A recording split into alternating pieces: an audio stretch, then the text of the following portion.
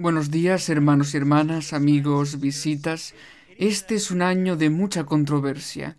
He escogido este tema y puede que el título sea difícil de asimilar. Sin embargo, este título tiene que ver con mi conversión personal. Y al mismo tiempo les explicaré por qué creo que este es un título importante. Nuestro texto clave se encuentra en Mateo 27:63.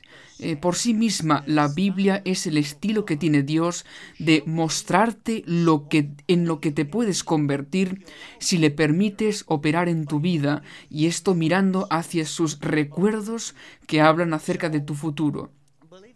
Entonces, lo creas o no, si existe un libro que tiene la dignidad y el mérito de tener el honor de llevar un título como este, Recuerdos del futuro, son las Escrituras. Lo interesante es que en 1985 se produjo un punto de inflexión en mi vida. Tenía 16 años, nacido en un país comunista, y como saben, en un país comunista no hay libertad de expresión, por lo que en la sociedad había un miedo increíble de dar una opinión opuesta a la tendencia de la sociedad. No había libertad de culto para adorar a Dios libremente, por lo que en esos tiempos, cuando conseguías un libro, la lectura se convertía en la mejor droga, una droga intelectual, con que fugarse de la realidad cruel, miserable, sucia y oscura del comunismo. En ese tiempo, los libros de ciencia ficción, libros que el espíritu de profecía condenó, circulaban con mucha profusión en las facultades y universidades. ¿Por qué? Porque la ciencia ficción era la única religión irreal permitida y en la que podías soñar sin que te llevaran preso. Entonces, en esta situación te encuentras leyendo un libro de ciencia ficción y te evades, te teletransportas a otro mundo. Obsesionado como estaba con el futurismo, sobre si había una vida mejor que esta, en mis tiempos tuve el privilegio de leer muchísimos libros. Y como saben, en todo libro hay un héroe, ¿cierto? Dado que por naturaleza soy muy sentimental, no me gustaban los libros con un final triste. Así que ahí estoy con 16 años arrodillado ante Dios. Nunca me había arrodillado, nunca había asistido a la iglesia, no había tenido nunca contacto con la religión y no tenía ni idea de lo que era el Padre Nuestro. Y la novedad que circulaba entre nosotros como estudiantes era este libro, Recuerdos del futuro. Y un amigo mío, compañero de clase, me dijo, si quieres, te puedo dar este libro, con la condición de que me lo devuelvas dentro de una semana. En mi lengua materna era rápido leyendo, por lo que le dije, de acuerdo, dame el libro, tengo que leerlo. Por cierto, no tengo hermanos, por lo que la infancia sin hermanos es muy aburrida. Una mañana llegué a clase el primero, esperando ansiosamente a mi amigo para que me entregara el libro Recuerdos del futuro. Algo bonito que podré leer. Así que cuando llega me dice, Liviu, lo siento muchísimo, he olvidado el libro en casa. Eso me dejó destrozado y le dije, ¿sabes qué, amigo? Mario se llamaba. Le dije, Mario, no pasa nada. Vas a casa, vuelves con el libro y nos comemos unas patatas fritas, queso y 4 huevos. En esos tiempos era uno de mis placeres cosméticos en lo que se refiere a arte culinario. Jugamos al ajedrez y nos vamos a casa. Y dijo, no, tengo que trabajar en el huerto con mi madre, pero mañana te traigo el libro. Y dije, oh, ¿y ahora qué hago ahora? Y volví a casa. Recordé que tenía un tío quien 2 meses antes me trajo una Biblia. No sé por qué. Cada vez que nos veíamos, me decía, debes convertirte en predicador. Pero ¿cómo puede uno ser predicador sin creer en Dios? Bueno, hoy en día ves a predicadores que no creen en Dios. Es una moda. Aquí tienes la Biblia, quédatela, léela y te convertirás en predicador. 2 meses después me encuentro volviendo a casa sin el libro Recuerdos del futuro. Así que me pregunté, ¿qué voy a hacer? ¿Qué hago con mi vida estas 4 horas hasta que mis padres vuelvan? De repente el Señor me inspiró y dijo, oye, tienes un libro al que llaman Biblia, el que te entregó tu tío, y comencé a leer la Biblia en poco tiempo. Y hermanos, cuando lees mucho, desarrollas un paladar selectivo en los libros. y puedes distinguir quién es un héroe original y quién es falso. Entonces es cuando me encuentro con Jesús y su comportamiento atrae mi atención, su amabilidad, su ternura, su honestidad, su dignidad, su paciencia.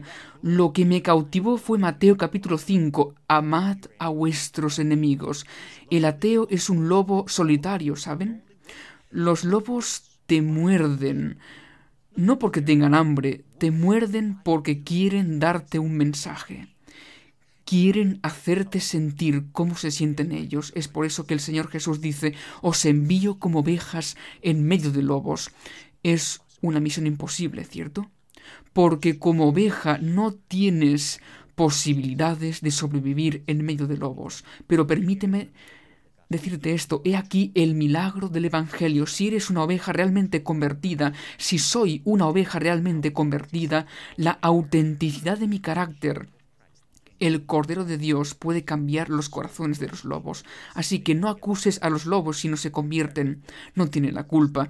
Es la hipocresía de la oveja que quiere tener el mundo y el cielo al mismo tiempo.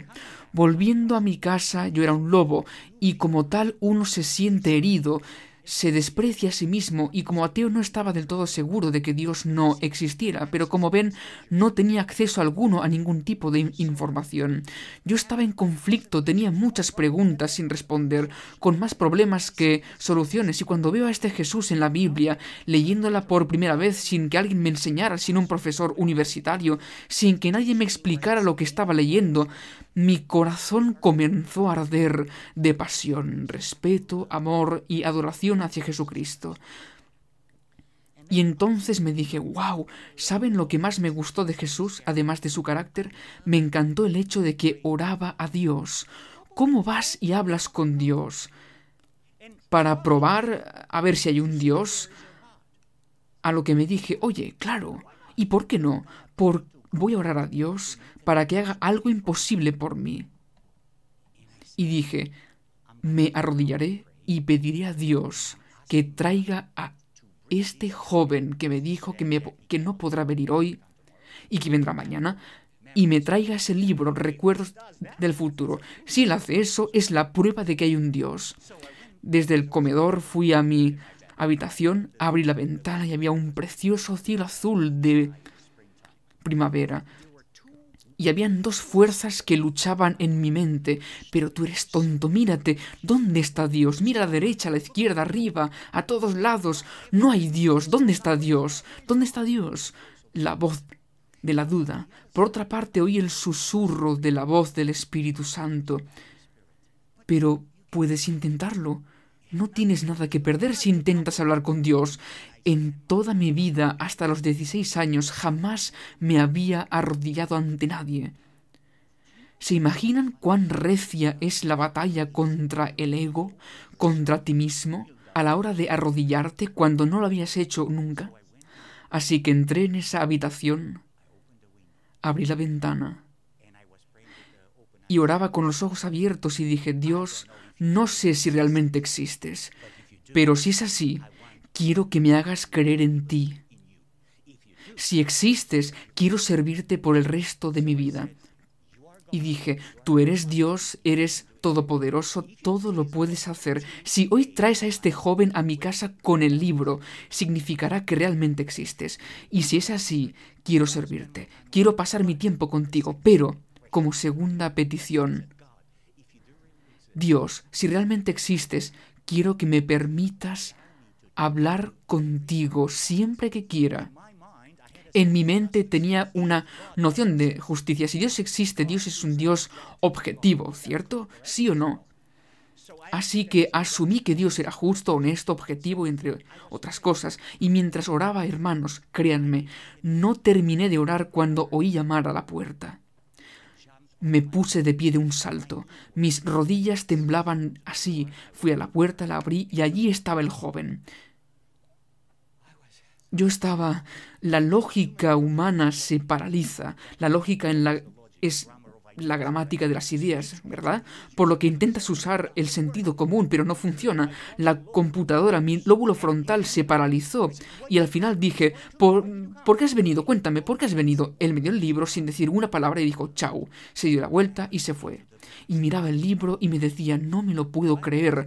Mientras volvía a la habitación donde había orado minutos antes, hermanos, miles de recuerdos penetraron en mi mente. Todas las escenas en las que no había sido sincero, bueno, honesto con Dios. Fue un flechazo en que se reveló mi vida desde el lado de un Dios que realmente existe.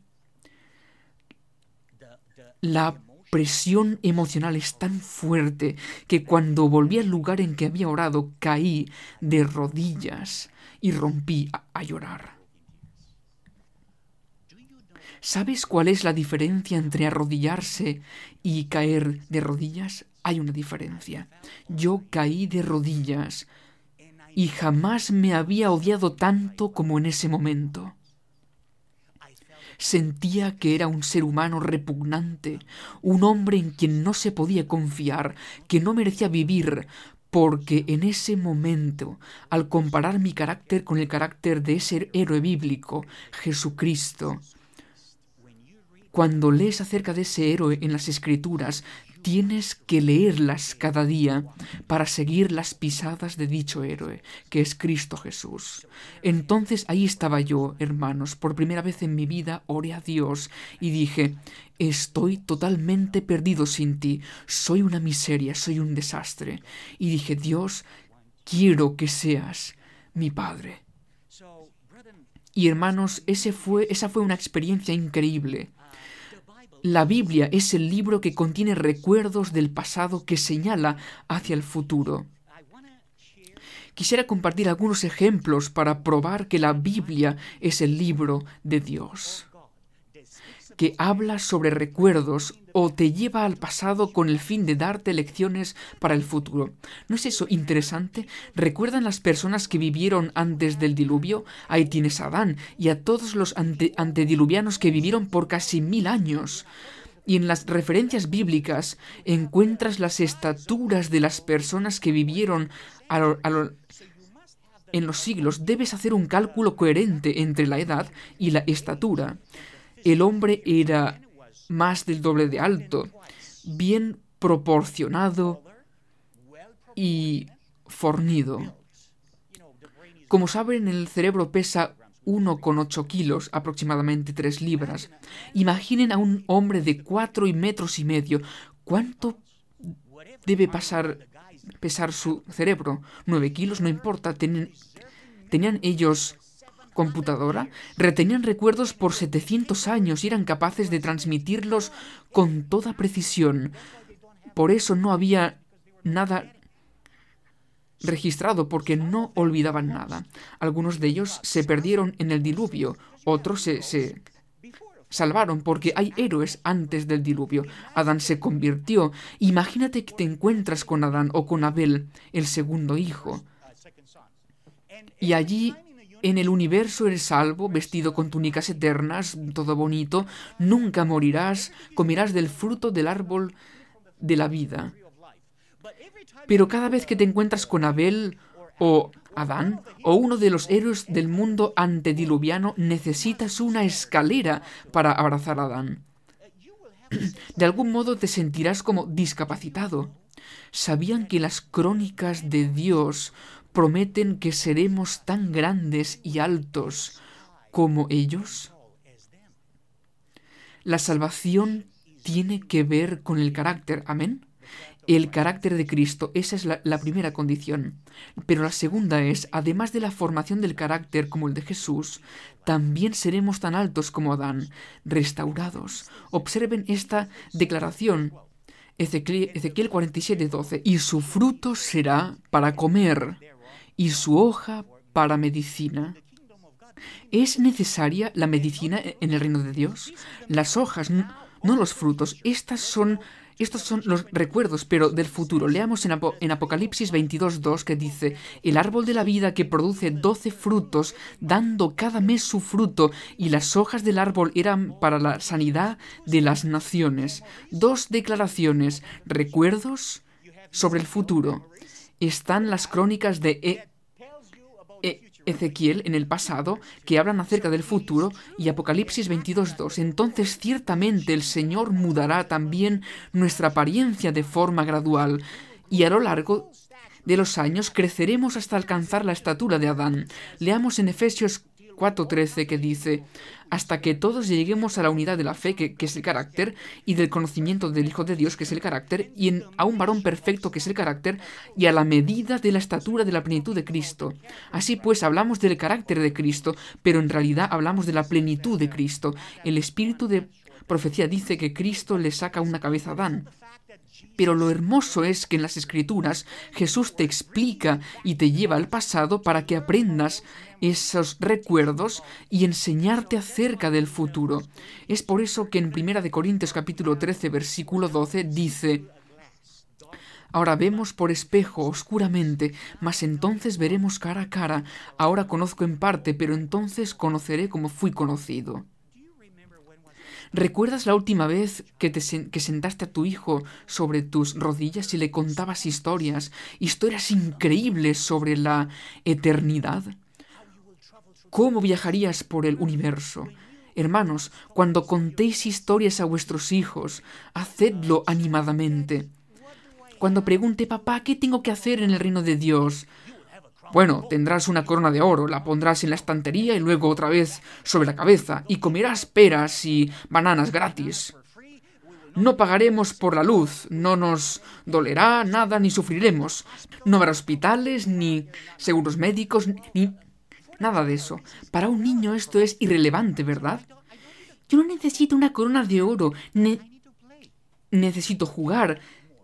Pero sigues con esa visión acerca del futuro y el niño se dice a sí mismo: para mí esto es irrelevante, no quiero pasar la eternidad con esa corona de oro poniéndola en la estantería y luego otra vez sobre mi cabeza. ¿No tienes un poco más de perspectiva para contarles a tus hijos la película real y no como en Hollywood? Olvida esa estupidez. Cuéntales a tus hijos cómo crees realmente en ese cielo. Si tienes imaginación, permíteme decirte algo: si no estás convertido, si no estoy convertido, no puedo hablar con esa termodinámica, con ese melodrama acerca del futuro que tanto me apasiona. No puedes compartir lo que no tienes, ¿verdad?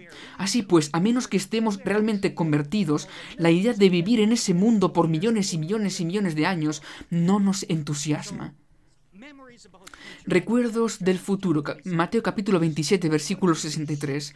Las buenas nuevas son para el pueblo de Dios, ¿verdad? Lo que para ti y para mí son buenas nuevas, no lo es para el mundo. Por ejemplo, habla con alguien en la calle y dile que el fin del mundo se acerca. ¿Es eso una buena noticia para él o no? Son malas noticias, pero para ti como cristiano ¿son buenas noticias? Sí, entonces lo que para nosotros son buenas noticias, el Evangelio para ellos son malas noticias, o contrario al Evangelio, lo que para el mundo son buenas noticias, son malas noticias para mí. Entonces aquí tenemos a los fariseos que escucharon el sermón de Jesús, diciendo: Señor, nos acordamos. ¿El qué? Recuerdos del futuro. Recuerdos del futuro. Nos acordamos que aquel engañador dijo, viviendo aún: después de 3 días resucitaré. Recuerdos que siguen a los fariseos como un fantasma y les llevan al futuro. Si él era un engañador, como dijeron, ¿por qué tenían tanto miedo de que resucitara? Si crees que Jesús es mentiroso, engañador, y que no resucitará, ¿por qué ibas a tenerle tanto miedo? Lo interesante es que los fariseos recordaban esta declaración, la guardaban en sus recuerdos, nos acordamos.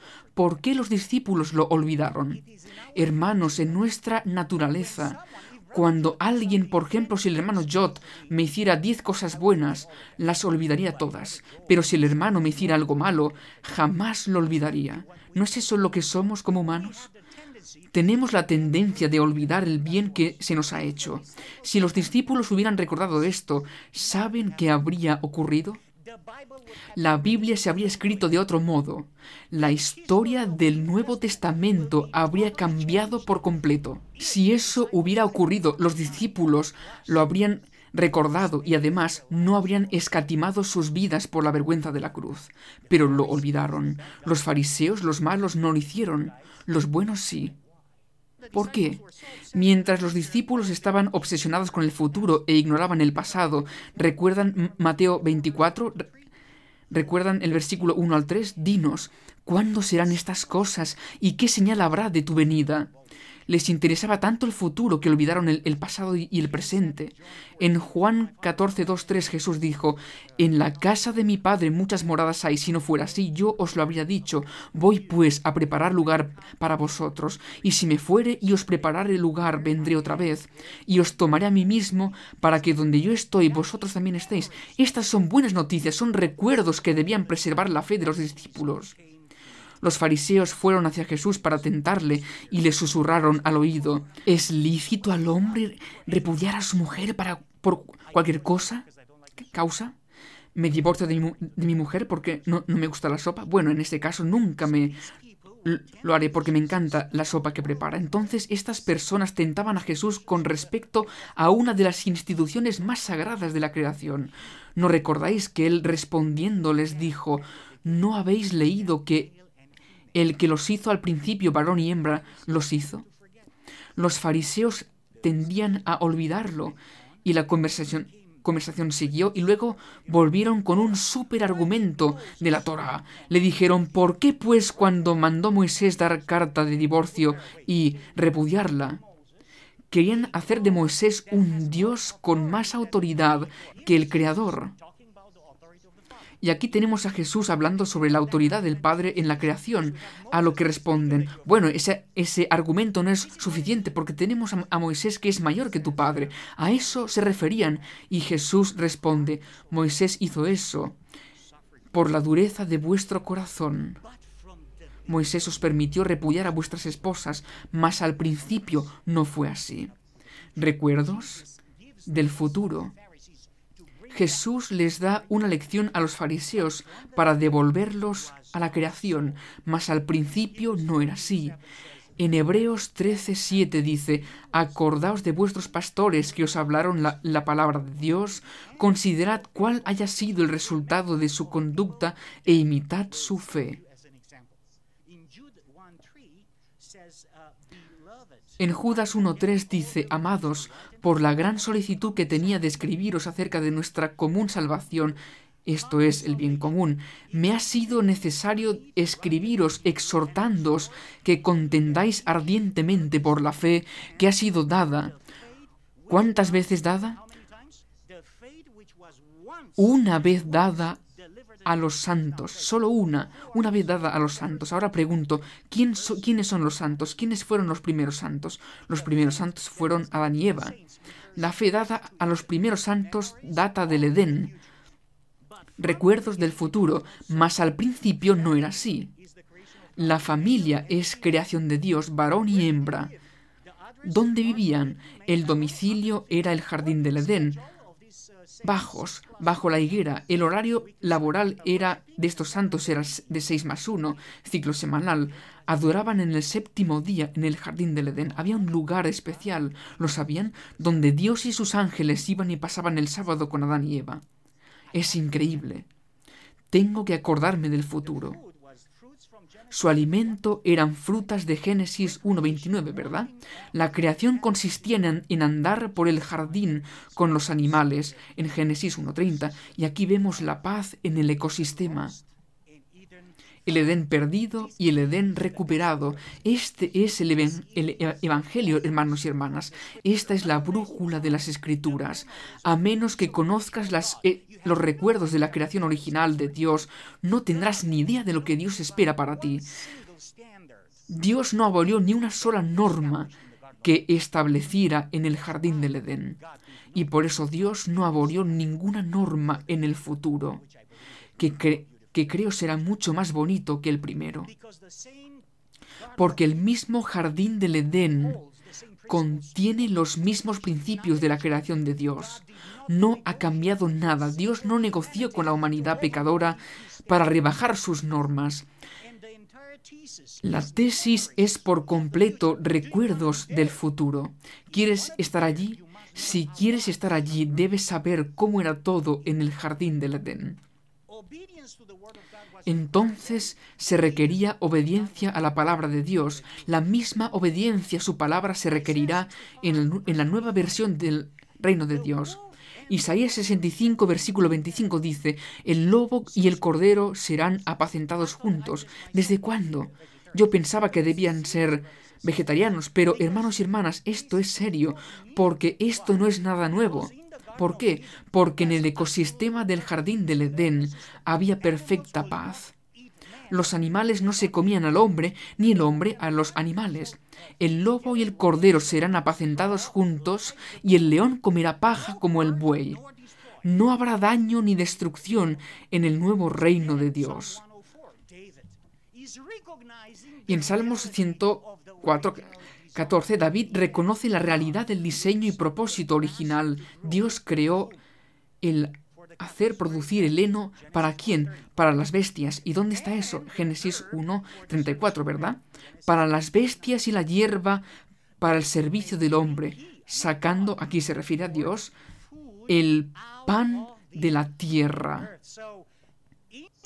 Entonces en el Salmo 104 David nos dice claramente que el alimento no es pollo, ni ternera, ni carne artificial o lo que sea.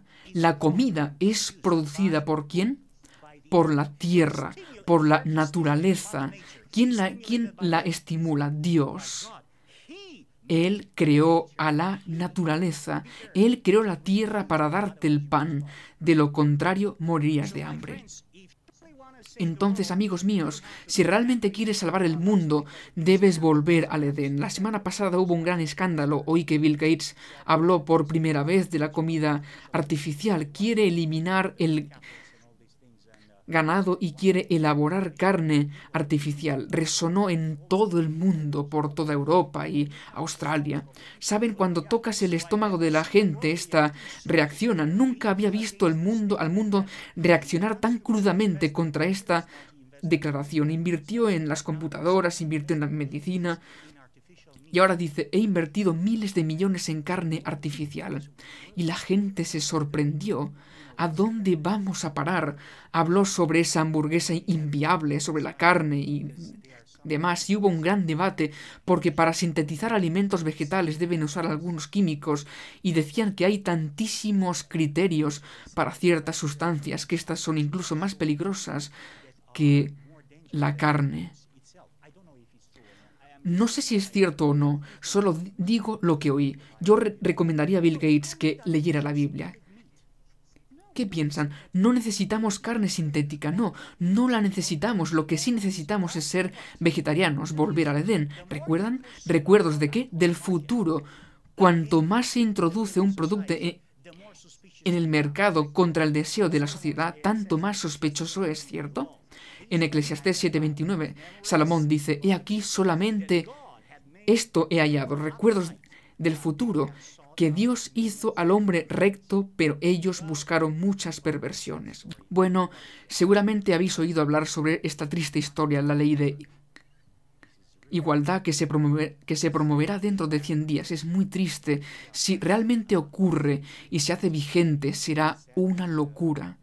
Con esta ley no será legal identificar el sexo en base a la biología y con ello se dará prioridad a las personas transexuales, etc. La ley de igualdad irá mucho más allá al hacer ilegal la distinción entre identidad y biología y por tanto dará prioridad a las personas transexuales frente a las mujeres. Si esto realmente ocurre, no sé cuánto nos podrá proteger el Señor Jesús como nación. Este país solía ser el país de la Biblia, ¿cierto? Pero cada día vemos una separación de las normas originales de la Biblia. El espíritu de profecía dice que en esos días, en 1620, podías caminar por los pueblos de los peregrinos y no veías a nadie blasfemando o borracho por la calle. La gente iba a la iglesia para adorar a Dios, tenían una noción de temor y respeto hacia el Señor. Pero hoy ya no importa quiénes somos. Esto es triste, es muy, muy triste. Llegará el momento en que la familia, según la voluntad de Dios, será ilegal. Así pues, me preguntaba dónde estamos exactamente, porque 2 males ha hecho mi pueblo. ¿Cuántos males? 2, no 1. 1 no era suficiente, 2. Para que fuera irreversible, 2 males me dejaron a mí fuente de agua viva. ¿Y luego qué? Y cavaron para sí cisternas, cisternas rotas que no retienen agua. Tú eres quien está entre medio. ¿Entre medio de qué? Somos tú y yo. Pero ¿entre medio de qué? Entre medio de la verdad y la mentira. ¿Veis este castillo hecho de arena? Este es el engaño de la sociedad actual, y la cruz queda en algún momento del pasado. Somos tú y yo entre medio de la verdad y la mentira. Quiero preguntarte algo. ¿Realmente crees en esta afirmación? Reyes, príncipes y gobernantes han colocado sobre sí mismos el rótulo del anticristo y son representados por el dragón que va a hacer guerra contra los santos, que guardan los mandamientos de Dios y tienen la fe de Jesús. Esto está en Testimonios para los Ministros. ¿Sabéis cuándo se escribió este libro? Hace más de 100 años aproximadamente. ¿Es hoy ese momento? ¿Realmente lo creen? Porque si lo creen, aquellos que dirigen el mundo no son vuestros amigos. Esto es lo que dice el texto. Y estamos solos. Revoluciones, las protestas, derramamiento de sangre no cambia nada. Jesús dice que al implementar los principios de las Escrituras en el corazón, es la única manera de cambiar a la sociedad. Si quiere tener a líderes que no te mientan, que no roben, que no abusen de la inocencia, de mi inocencia, tienes que darles la Biblia. ¿Conocen ese himno? Dame la Biblia. Debemos darles la Biblia a nuestros líderes para estar seguros de que tienen el temor de Dios, y antes nosotros también debemos leerla porque algo produce ese algo. Una sociedad corrupta sin los principios de temor a Dios producirá este tipo de líderes. ¿No es verdad? Nosotros somos los culpables, no ellos, porque ellos son producto nuestro. Quisiera decir algo muy interesante. Ser objetivo significa que hay 2 posiciones opuestas, se presentan argumentos y se deja que las personas escojan libremente. Hay un debate con opiniones opuestas y en que cada una presenta sus argumentos y dejan que las personas tengan la libertad de elegir. Les doy un ejemplo de ser objetivo. Hay un anuncio publicitario sobre la leche. Debes beber leche. Necesitas proteína y te bombardean continuamente con lo de la proteína. Bueno, de acuerdo, me ha quedado claro. Ahora miren esta foto. La etiqueta es engañosa porque esa hierba verde se ha introducido con Photoshop y te suelen decir que debes beber leche porque necesitas proteína. Y mirad qué vacas tan bonitas y el pasto verde te inspira confianza, ¿verdad? Esa es una parte, aquellos que publicitan y comercializan el producto. Pero en el lado opuesto hay un joven, también objetivo, que viene con la idea de que no hay pasto verde. Entonces ahora hay 2 bandos. Uno dice bebe leche porque viene de la hierba verde, la vaca moderna o modern, o como quiera pronunciarlo en inglés o en español. Hay una vaca moderna y no necesita pasto. Y aquí no hay Photoshop. El problema es que las partes deben exponer sus argumentos y tú debes decidir. Tú estás entre medio. Aquí me dirijo a California. Esta es una autovía de Los Ángeles. Solía viajar mucho de Sacramento a Los Ángeles. Si en algún lugar del páramo te encuentras con esto, miles de cabezas, huele horrible, es insoportable. Y si bajas el cristal es peor, así que debes subir el cristal. La pregunta es, ¿qué es lo real? Esto no es Photoshop. Tú debes decidir. Esta es la decencia de una sociedad que te ofrece libertad de expresión, libertad de conciencia y de religión. Sin embargo, cuando se elimina a un bando, se elimina a la perspectiva contraria y solo se apoya a uno, ¿es esa una sociedad objetiva? Saben, hermanos, viajaba de Atlanta, no recuerdo a dónde, y a mi lado en el avión había un señor. Y comenzamos a conversar. Ambos tenemos hijos, ambos somos padres, y esto y lo otro. Y dijo, oye, ya me estoy molestando, porque comenzamos a hablar sobre religión, y me dijo, me estoy molestando porque hace poco descubrí que en la escuela pública a mi hijo le están enseñando el Corán y estaba muy disgustado con la escuela porque no me lo dijeron, no pidieron permiso. ¿Por qué?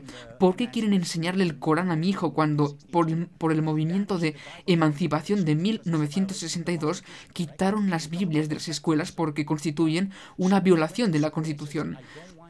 Estamos hablando de objetividad, así que fue a la escuela y les dijo, no quiero que enseñéis el Corán a mi hijo porque soy cristiano y quiero educar a mi hijo desde la visión cristiana y que lea las escrituras. Y el maestro dijo, señor, disculpe, pero las directrices, las leyes, las obligaciones que vienen de arriba, soy demasiado pequeño para cambiar a los altos niveles.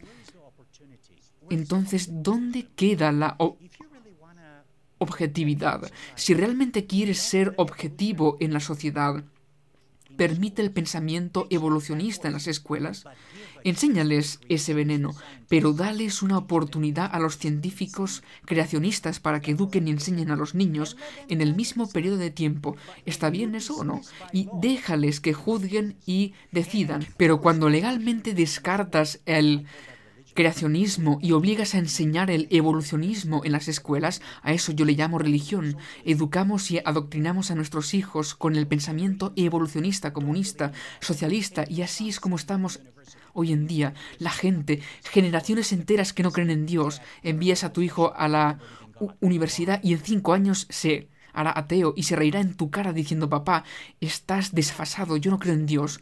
¿Por qué? Para concluir, algunas ideas. Si se enseña el Corán en las escuelas, por mí no hay problema, que Dios bendiga a todos. No tengo resentimiento contra el planteamiento islámico. Todos son libres de creer en Dios, en Buda, en Alá, la religión que sea, pero por el amor de Dios, dejen a las personas que elijan.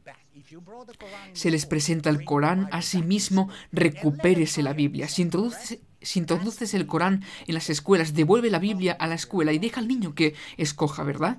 Esto significa ser objetivo. El problema es que no vivimos en una sociedad objetiva, porque sus líderes no son vuestros amigos, hermanos. Tengo algunas preguntas para terminar. ¿Piensas que lo que está ocurriendo en el mundo actualmente ¿está bien? No, no lo está. ¿Piensas que lo que está ocurriendo en el mundo podría estar relacionado con una crisis? ¿Es una crisis? ¿Sí o no? Religiosa, política, económica. ¿Piensas que lo que ocurre en el mundo actualmente puede afectar a las personas? Sí, lo hace. ¿Crees que lo que está ocurriendo en el mundo actualmente puede ser el cumplimiento de la profecía? Sí, lo es. Ahora, hermanos, mi pregunta es: recuerdos del futuro. Tengo algunas cosas aquí. El nacimiento de Cristo. ¿Será que la sociedad o la humanidad entendió el significado del nacimiento de Cristo? No. ¿Qué hay de su bautismo? Cuando el Señor Jesús fue bautizado, ¿entendió la humanidad el significado de su bautismo? No. ¿Qué hay de su crucifixión? ¿Entendió la humanidad por qué murió en la cruz? ¿Qué hay de cuando resucitó? ¿Qué comprendieron de la resurrección de Jesús como para cambiar el sábado? Esto es lo que la humanidad ha entendido. La resurrección de Jesús significa el cambio del séptimo día de la semana por el primero. ¿Y qué hay de la ascensión? ¿Qué entendió la humanidad de su ascensión? Antropología, lógica dual. Cuando mueres, tu alma va al cielo y tu cuerpo se convierte en polvo. Cuando Jesús resucitó y ascendió, lo hizo con el mismo cuerpo con que fue crucificado y murió. ¿Qué hay de la segunda venida del Señor Jesús? El rapto secreto.